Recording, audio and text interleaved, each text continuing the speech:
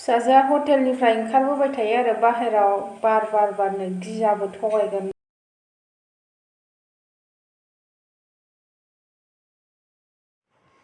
हटेलनिफ्राय ओंखारनानै पितरागड़आव थांनाय गारि गाखोनोसैलाय माला सौहैयो।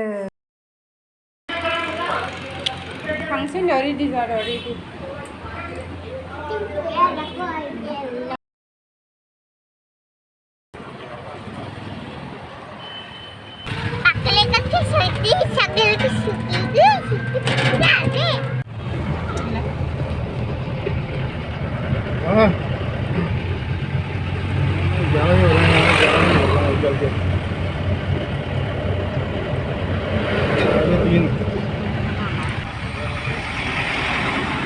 आराम तभी तो आराम से आराम है।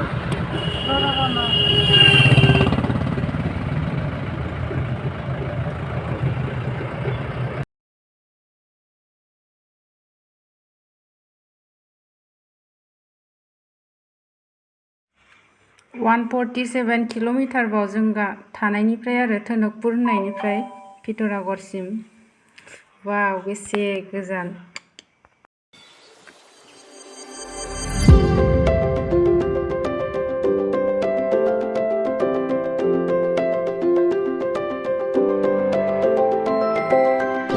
हाजोआ जागायजेनबाय आरो बिनिफ्रायनो हाजोनि लामा नालाय गेद्दा गेद्दि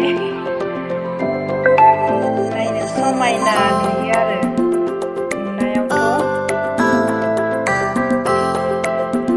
हाजोबाबो ओरैबायदि स्पिड सालायो आरोना ड्राइभारफोरा फट' खेबनो नागिरबाबो खेबस्लाबनो हाया आरो बिराद स्पिड सालायखायो।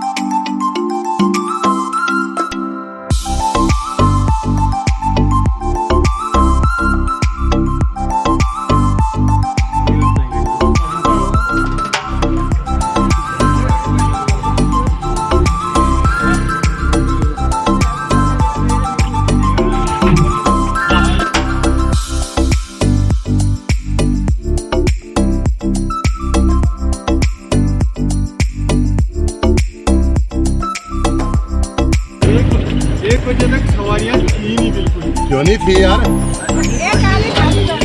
अबे सेल सल्ला की गाड़ी है दाखला बहुत है। पितरागड़ होननाय जायगाखौ मोनफैबाय आरो बिनिफ्राय आरो मिर्ति थांनायनि गारि गाखोबावनांगौ आरो माला मोनगोनसो सानखाबाय आंथ' गारि गाखोयै गाखोयै मानसियानो बोरैबा जाजोबखाबाय आरो।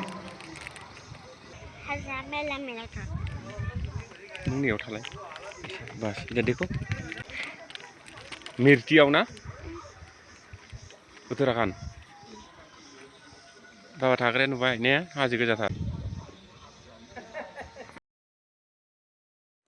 पितरागड़आव ओंखारनानै मिर्तियाव थांनाय गारि गाखोबावबाय आरो जों। नोंथांमोना नायलांबाय थादो आंनि भिडिअखौ नायनो इन्टारेस्टेडबा।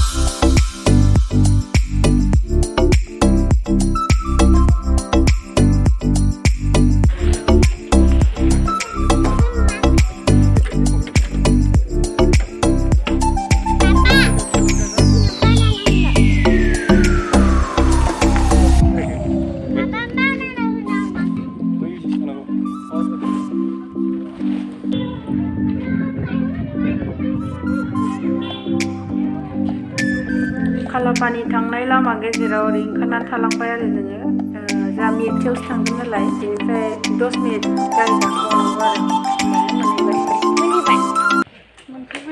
मोनफैबाय जों थाग्राखौ